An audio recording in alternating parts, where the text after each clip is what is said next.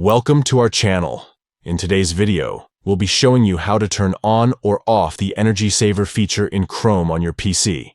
Energy Saver helps optimize power usage and extends your device's battery life. Let's dive right in. Step 1. Open Chrome. Step 2. At the top right corner, you'll find the More icon. It's represented by 3 vertical dots. Click on this icon. Step 3. In the drop-down menu, select Settings. This will open the Chrome settings page. Step 4. Click on Performance in the left-hand menu. This will take you to the Performance settings.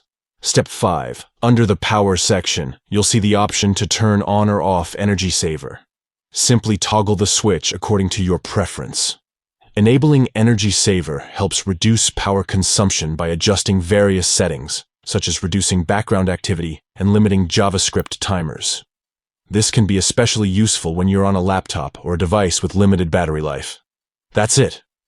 You've successfully learned how to turn on or off the Energy Saver feature in Chrome on your PC.